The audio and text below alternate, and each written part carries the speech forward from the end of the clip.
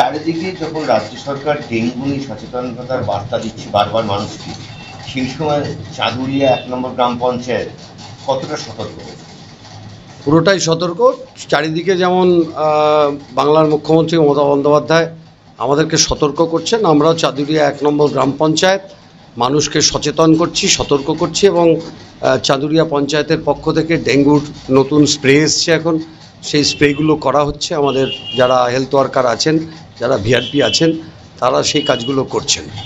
Dengue নিয়ে যেমন সমস্ত নর্দমা বা জমা জল যেখানে রাখতে বারণ করছে, সেখানে চাঁদুরিয়া 1 নম্বর গ্রাম পঞ্চায়েতের অধীনে একটি গার্লস হাই স্কুল আছে, সুন্দর Upendra Vidyabhavan girls high school. তার সামনের নর্দমা সহ সুন্দরের বেশ কিছু জায়গায় চাঁদুরিয়া অঞ্চলে নর্দমায় কিন্তু এখনো জমা জল রয়েছে, সেগুলো বার করার জন্য কোনো পরিকল্পনা? জমা জল নেই, রোজ বৃষ্টি হচ্ছে। এই সময় বর্ষার সময় নর্দমার জল থাকে, কিন্তু সেটা রেগুলার বেসিস বেরিয়ে যাচ্ছে। আর যেটা পরিষ্কার করার কথা বলছেন, আমাদের একদম প্রাত্যহিকভাবে আমরা সেটা পরিষ্কার করি। রিসেন্টলি মেন ড্রেনগুলো অনেকটা ক্লিন করা হয়েছে, আরও বাকি যে ড্রেনগুলো আছে সেগুলো পরিষ্কারের কাজ চলছে।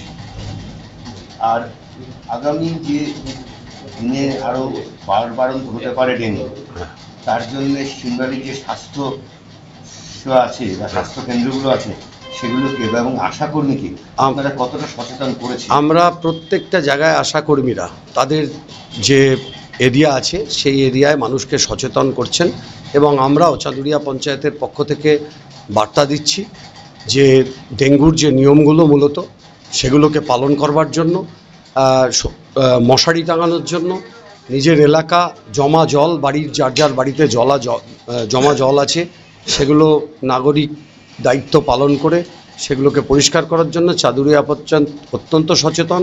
এবং কারুর যদি জ্বর হয় প্যারাসিটামল খেতে বলছে, শুধুমাত্র প্যারাসিটামল, এবং সচেতন থাকতে হবে। প্রথম দিন জ্বর আসার সাথে সাথে অবশ্যই যেন মশারি টাঙায়, যাতে সেটা না ছড়ায়।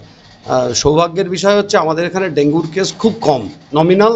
গত মাসে আমাদের কোনো কেস রেজিস্টার্ড হয়নি, এবছর হয়েছে কিনা আমরা জানতে পারবো মান্থলি মিটিংয়ে। তবে আমাদের কাছে সেরকম কোনো খবর চাঁদুরিয়াতে ডেঙ্গুর নেই।